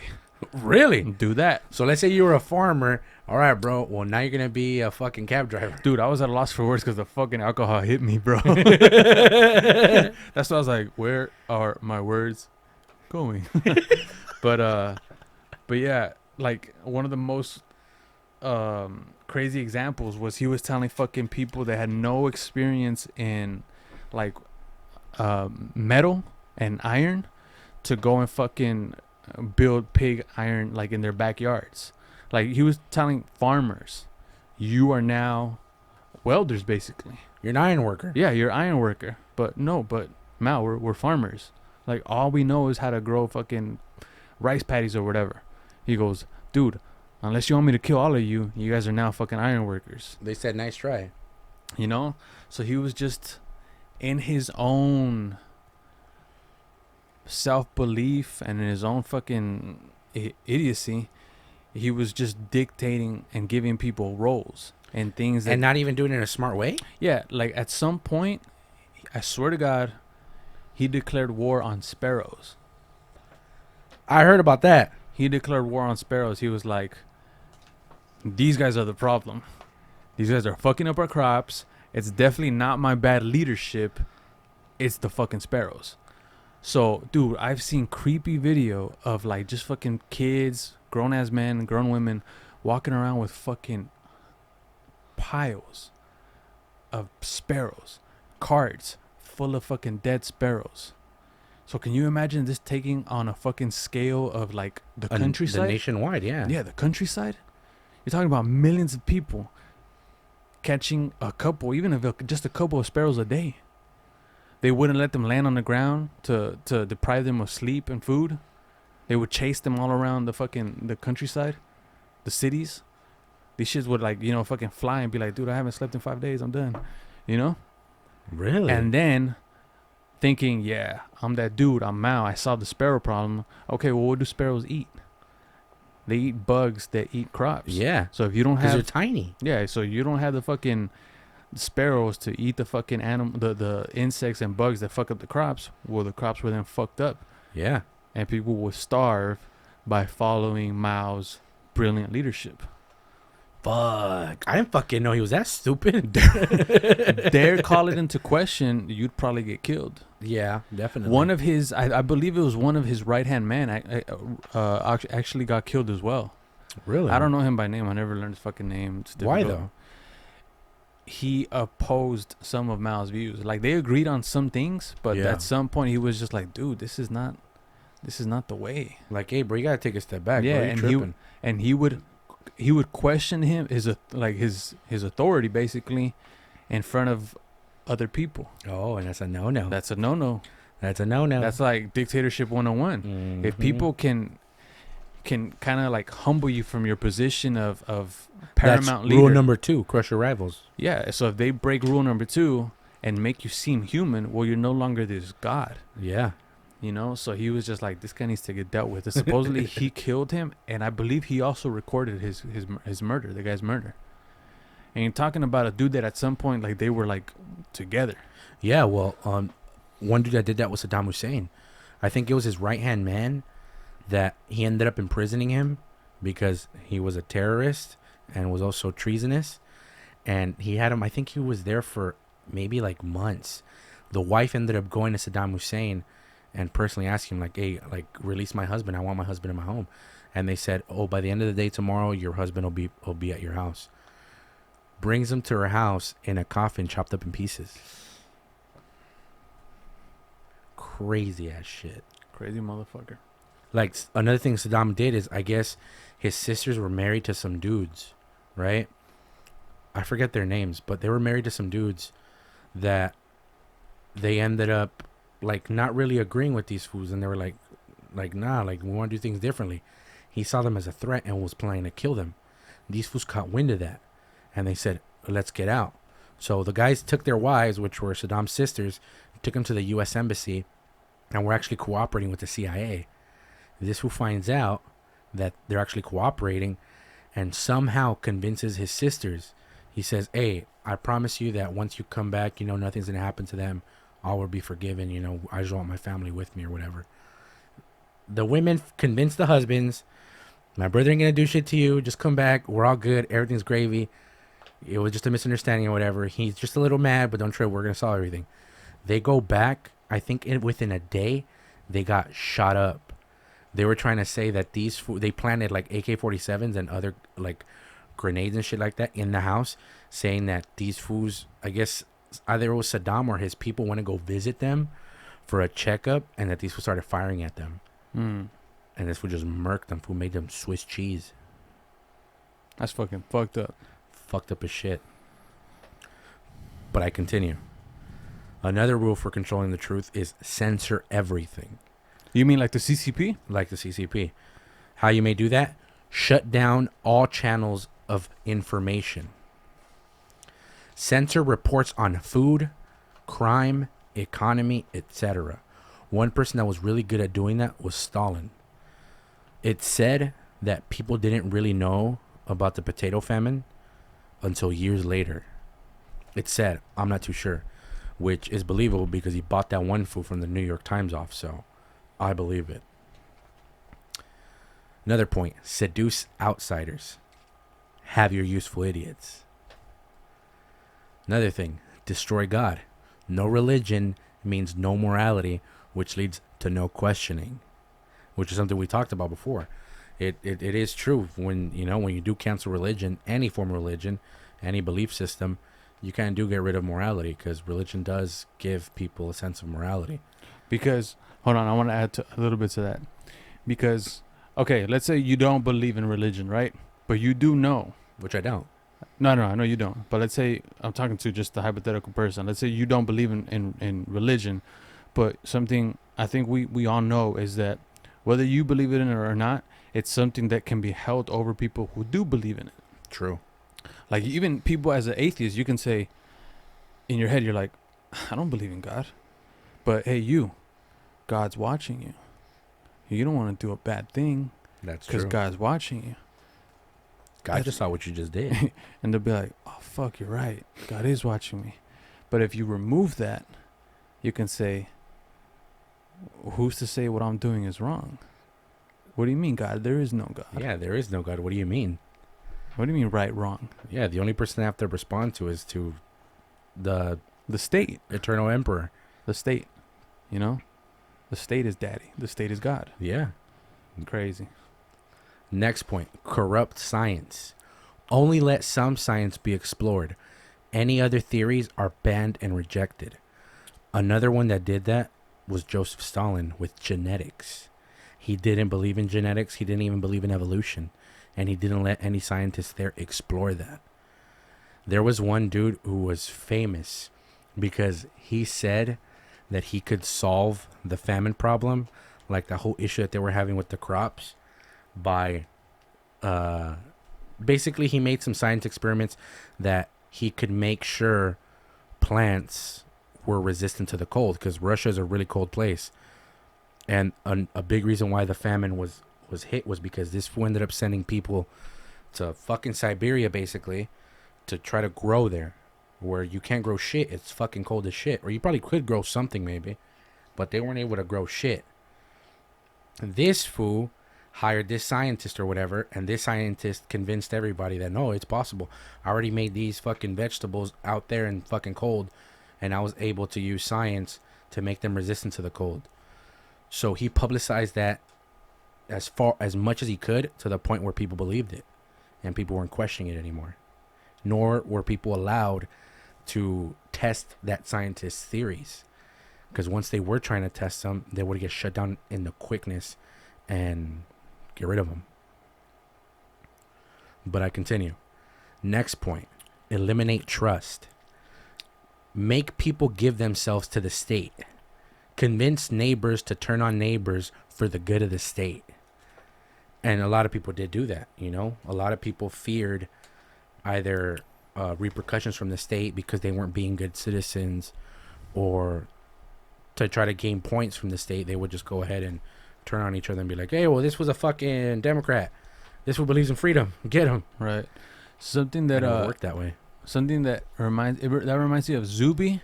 I don't really know too much of Zuby, but he's like this weightlifter / podcaster, vlogger. And he said something that he learned during this pandemic, when it comes to like politics and the culture and all that, the differences. He goes, people would much rather be in the majority, even though they know like what they're agreeing with is wrong, than be an outcast that's presenting forward like a form of truth. That makes sense. They'd rather be like, look, I know this crowd is just spewing bullshit, but it's a huge crowd. I don't want them to come and fucking, like, what are they gonna do to me? What's true? As opposed to me being like, you know what, I'm gonna stand on this even though I know I stand alone. Yeah. That's terrifying. That's actually true. So imagine being in a position where your fucking little sister might contact the the whatever, the party or the state and be like, you guys know what my fucking brother said? You guys know what my fucking brother said? I'll tell you what he said, but give me a loaf of bread because I'm fucking starving. I'll cut that bitch's tongue off before she can speak. You know? Or I'll be like, hey sis, come here real quick. I want to show you some bread. Yeah. Or and she says, where's that? Or your fucking dad will be like, yeah, he's my son. But you guys want to know what the fuck he said about the state? Give me a loaf of bread. You know what I mean? Like where everybody's fucking like receiving rations and not just that, but they're at this fucking fear. That's very true. That if they don't tell on you, you might have some dirt on them and you might go to the state. That's very true. That's fucking sad, man. Yeah, so that's basically what most dictatorships did when they were ruling. That's it. That's the for eliminating trust. Rule number 5, create a new society. 1, be the law. Limit the public's rights and freedoms. Example, Hitler banned smoking. I thought they were into smoking from Quentin Tarantino's movies. You know, I thought they loved smoking, but I guess not. True. I guess this was super anti-smoking to where I guess only like the really up there officers were allowed to smoke, and they weren't even allowed to do it in front of Hitler. They had to be like super low key about it. Qadhafi banned nightclubs, doctors, lawyers, alcohol, labor unions, and free speech. Yeah, who the fuck bans doctors and lawyers, fool? I'm actually surprised he banned nightclubs because it's so random. He fucking banned it. Anyways, next is you build your legacy. Examples, Hitler's Autobahn highway. I don't know if you ever heard about the Autobahn highway, but basically it's a massive highway that Germany built that basically runs across Germany, which made it easier for citizens to travel to and from Germany, within Germany, all kinds of shit. It's basically the fucking the modern day freeway. Mm-hmm. Yeah, where he made a massive ass freeway where he said, hey, we're all fucking using this bitch to travel through Germany. It's gonna be easier and faster. And yeah, people, you know, not, what's the word? Not condemned. What's the word? They were with it. Yeah, they were with it, whatever. Stalin's Moscow Metro, which was the metro rail system he built that ran through tunnels and all that bullshit. That was his legacy. Gaddafi made a man-made river. I don't know if you ever heard about that. So basically, Gaddafi, they're out in the middle of the fucking desert, you know? This fool spent 30 years, and I think it was like billions of dollars, to pull out water from existing natural aquifers that are under Libya in the actual dirt. So I guess these water deposits are massive. So what he was able to do was he was able to get the water that's in those aquifers, pull them out, and he basically made Libya an oasis where he built an actual river that flows through Libya, which gave access to all kinds of people that never had access to water. And not just that, they were able to grow more crops, they were able to grow more shit because they had easier access to water. According to people that have been researching this, they say that aquifers aren't gonna last forever, that they're supposedly gonna run dry by the end of the century. But dude, that's somebody else's problem. Okay. The fact that you've been able to do it, and bro, you made a man-made river. You made a fucking dry place wet. That's crazy.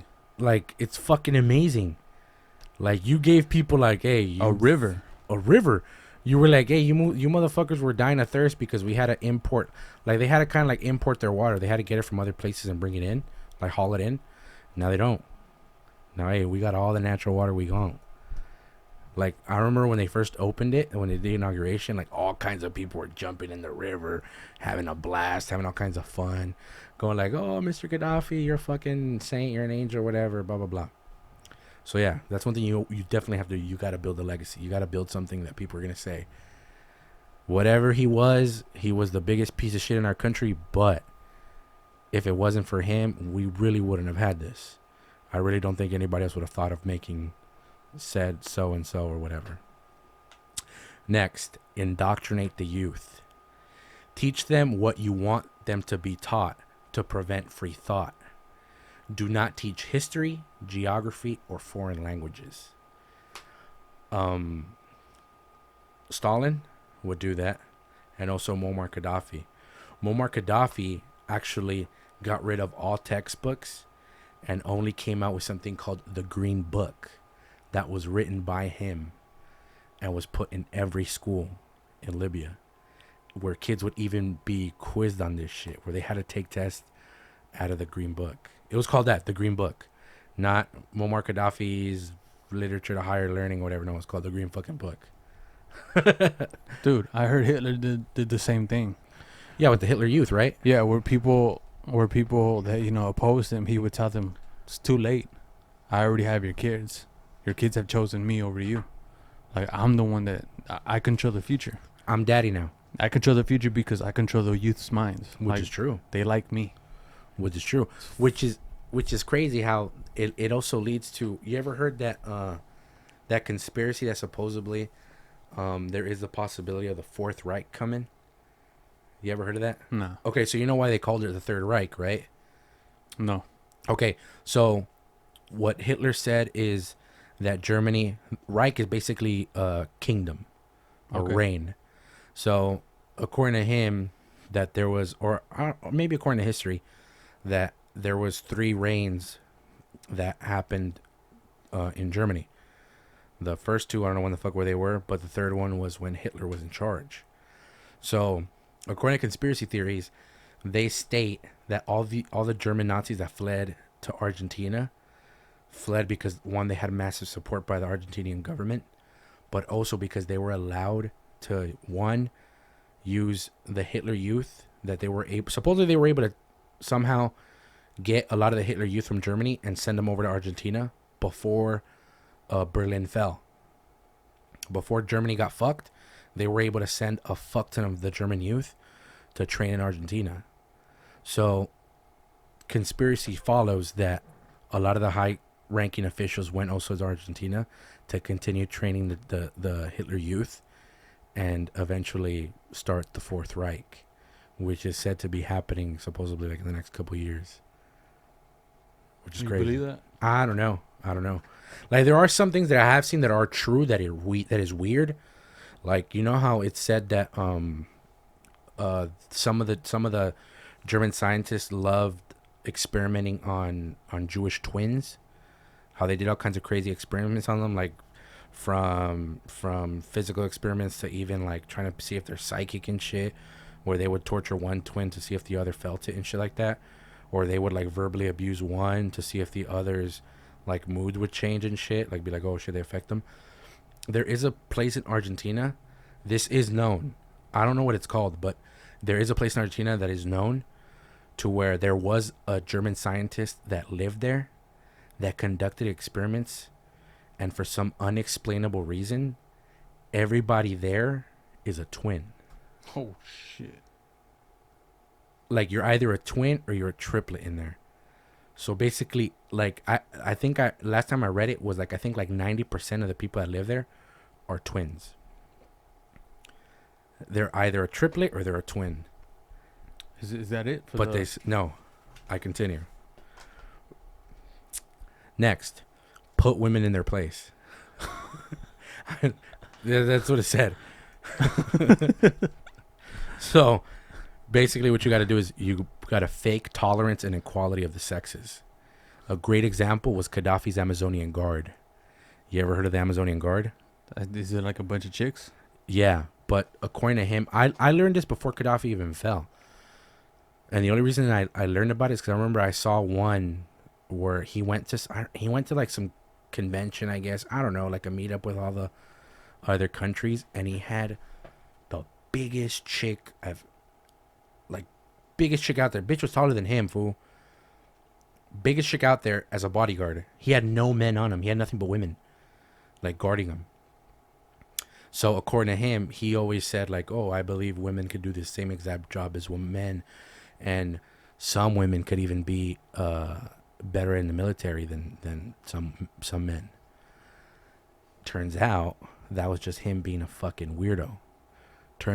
It's known that this fool would actually take his Amazonian guards, like, on parades or whatever, and any girl he would see, he would basically pick them, and then the Amazonian guard would approach them and be like, hey, you know what, we're inviting you to Qadhafi's palace or whatever, you're gonna go see him for whatever. Everybody, those girls were excited because, oh my god, I'm gonna go see Gaddafi, whatever, blah blah blah. They'd be lined up, he'd walk across, and the sign that basically he wanted you is he'd give you a pat on the head.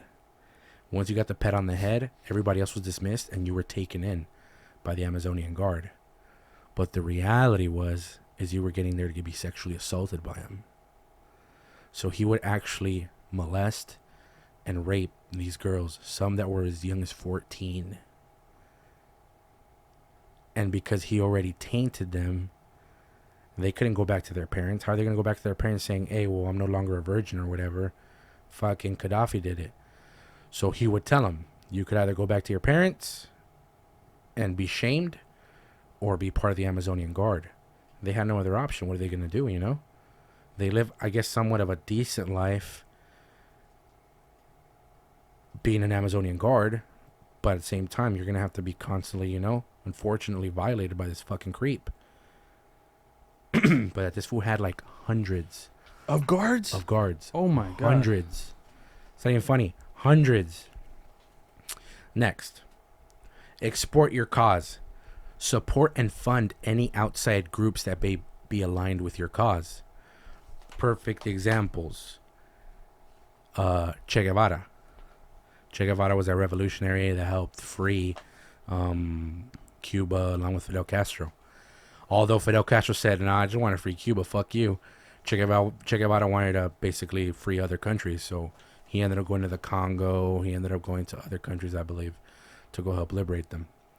Another example is, again, I go back to Gaddafi. This fool supported the Black Panthers. He supported the Taliban. And he supported, what was the other one? I think, what was that group that was in Nicaragua? Not the Contras, right? It was the other ones. What the? I thought Nicaragua was the Contras. No, I think the Contras were sent by the CIA. The FARC? Maybe. I don't really know, man. Okay, but he supported them with weapons and he supported them with money. To basically, we're like, hey, we got the common enemy. China supported North Korea with soldiers, money, and weapons while they were going at war with South Korea. So you basically want to do that. Next is stick to your guns. You go soft, you go dead. That was unfortunately Muammar Gaddafi's thing. The thing was, Ronald Reagan, was it Ronald Reagan? No, Obama. Obama basically made a bigger picture of him like, hey, yeah, this was shit or whatever. This was a scumbag. He didn't want to be seen as the bad guy, so then he started giving the people more freedoms. He gave them freedom of speech, freedom of press, and freedom of protest. And not long after that is when they killed him. They revolted and killed him. So that's one important thing where they say, don't go soft or you're going to die. You're going to be fucked. And the last rule in the playbook of how to be a tyrant. For educational purposes only? For educational purposes only. Please don't be a tyrant. You're most likely going to be dead. You won't last. Unless you follow rule number 6. Which is rule forever. You mean like little Mao Zedong? No, because he didn't rule forever, did he? Well, the CCP, he has, but not him. But how do you do that? You isolate your kingdom. Cut off your population's ability to contact the outside world. Wait, what do you mean not like Mao Zedong? I'll bear with me and you'll see what I mean. Okay. Cut off your population's ability to contact the outside world. Limit travel within the country to your citizens. So, one person that's been doing that is North Korea. In North Korea, even if you have to travel to another city to work, you have to actually get approved by the government every time you travel, just so you get put on check and they make sure you're not running away. So even to travel within the country, you need a permit.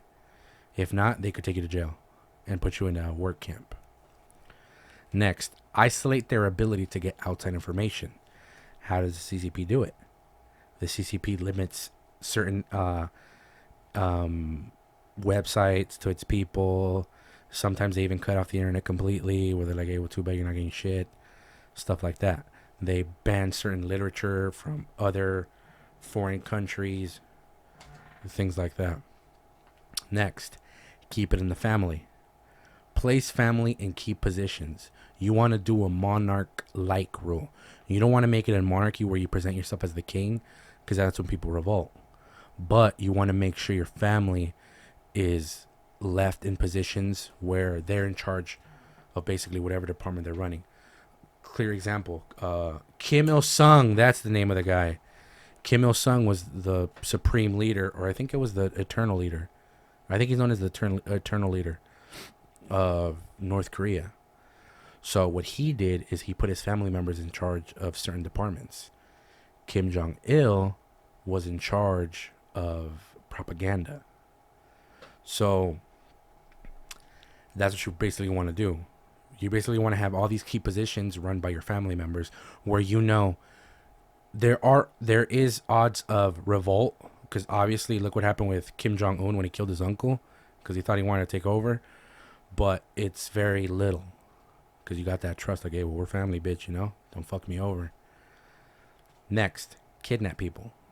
Why do you want to kidnap people? To improve propaganda and to also train spies. A very famous story is that Kim Jong-il, when he became the supreme leader of the propaganda department, he ended up kidnapping a renowned screen director from Korea. Really famous guy.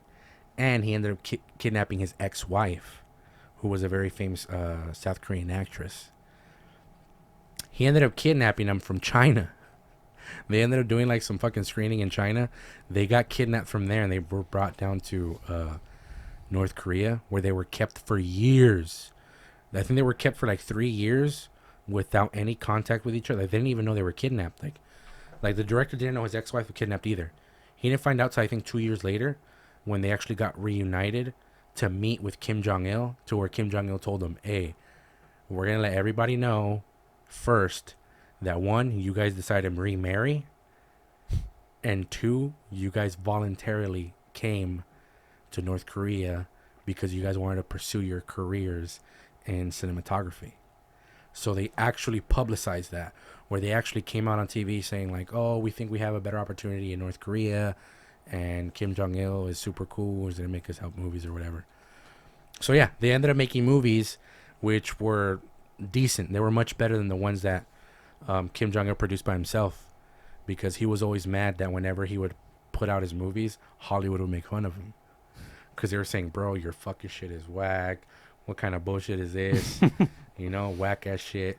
So he ended up ripping off Godzilla. No way. They actually got their own version of Godzilla, which is basically Godzilla, but with fucking bull horns. I kind of want to see that. I'll show it to you, bro. All right. It's basically Godzilla with fucking bull horns, where you're just Fucking... like, wow, fool, what the fuck? So yeah, you want to kidnap people. Next, you want to let people starve. Take advantage of famines and convince people that outside forces are to blame and are sabotaging your country. One thing that you just mentioned, I got one more point, but one thing you mentioned that Mao Zedong did for the Great Leap Forward was how he put people that didn't belong in those industries to work, and eventually that's what led people to fucking die and shit. Kim Jong-il, what he said is, hey, I think the term is Juche. So it's loosely translated to self-reliance, where he said, we're not trading with any country, we're not getting anything from any country, and we're going to start growing our own things. The thing they started with was chickens. All their chickens were imported. This fool killed them all off and said, okay, we're going to raise our own chickens. So because of that, a lot of people starved to death. Then he ended up sending people to places in the country that like were they never were used at all. Like basically they said, okay, Jay, you and your family, you're going all the way fuck out there to where there's nothing there, and you're gonna start farming there. And then you're like, well, do we have any idea of, you know, what kind of soil we have or what the weather is? No, you're just gonna go out there and you're gonna go fucking farm. So figure it out. So too many people were sent out there to those fucking, they called them community farms, and they weren't able to grow shit. Either the soil was barren or the weather conditions were not good to just horrible climate. Yeah, the horrible climate. So they couldn't grow the specific crops he wanted them to grow out there. So it wasn't like he said, okay, well, let's see what we could grow. No, he basically said, hey, go grow corn out there. Well, we need more sun. Too bad. Go grow it out there. And yeah, people weren't able to grow shit and people died like crazy. Damn. Next, the final, most important thing in the playbook. And also to ruling forever, which is why I think North Korea has been able to rule forever. Go nuclear. Threaten everybody. 1, it's a major deterrent. 2, people will not fuck with you. And I put it big as fuck too, so you can see. People will not fuck with you. Because that's the beauty of it. The thing was, like, Muammar Gaddafi, this fool got invaded because people saw, like, if all this fool has, what, guns and a couple bombs, he ain't shit. We're gonna fucking take his ass out. His slip up was, the thing is, Libya did have nuclear weapons. If his dumbass would have said, hey, if any of you motherfuckers try to come invade, we're letting you fools have it, no one would have invaded. No one would have invaded. They would have been like, oh, fuck this shit. If we step foot, this fool's going to let us have it. You know, he's going to start bombing people. North Korea, I guess since Kim Il-sung was put into power by the Russians, he started stockpiling like basically nuclear ingredients, like whatever he needed to make nuclear weapons, which was a long process because they weren't actually able to test nuclear weapons, I think, till like towards the end of Kim Jong-il's reign. And it wasn't until Kim Jong-un right now that they were actually able to test fire missiles. And not just any missiles, the intercontinental ballistic missiles, which could potentially reach the United States. It wasn't until Trump said, hey, little rocket man, chill with your shit or we're going to fuck you up, that, you know, right now he stopped. But now it's a deterrent. Now people know, okay, we can't fuck with these fools. We can't go and invade these fools because they have nuclear power. We know if we set some shit off, these fools are going to let us have it. So that's why nobody has been able to touch North Korea, nor wants to touch North Korea right now. Because they feel like that's what's going to happen. If they try to do anything, this was going to just say, hey, fuck it. We're all going down. And that, my friend, are the rules or the playbook on how to become a tyrant. For educational purposes only. For educational purposes only. For Please educational purposes only. Thank you for your time. That was very informative. Not that I want to become a tyrant, but hypothetically, if I did, I would definitely heed your word. You would at least follow some of the steps that were given, right? Yeah. It was very for educational purposes only. For educational purposes only, you were basically given the baby steps of how to start, right? Yeah. For educational purposes only. For educational purposes only. So we already know where you want to start. For educational purposes only. If you want to be a dictator. For educational purposes only. For educational purposes only. But I think that's a beautiful way to end it. I agree. Hope you guys enjoyed it. Hope you guys loved the presentation. I worked my butt off for it. I don't know if I did a good job. Yeah, you did good, man. You telling me you were doing your research. So yeah, you I got hooked on it, bro. I went way over the cuckoo's nest on this one. I was just like, oh fuck, I think I'm way in over my head with this one. Nah, it was still cool. It was informative for educational purposes only. For educational purposes only, please. But you know, it's if you guys liked it, let us know. If you guys disagree with some of the stuff we covered, if we got some of it wrong, let us know. Hope you guys. We most likely got our shit wrong. Yeah, some things here and there. Yeah. But hey, man, we try. We try. We'll continue to. You know, we're not experts. We're not experts. Shout out Jesse Lee Peterson. And yeah, I'm J40, Sickly. We hope you guys enjoyed it, and we'll see you guys on the next one. and we're out. Peace.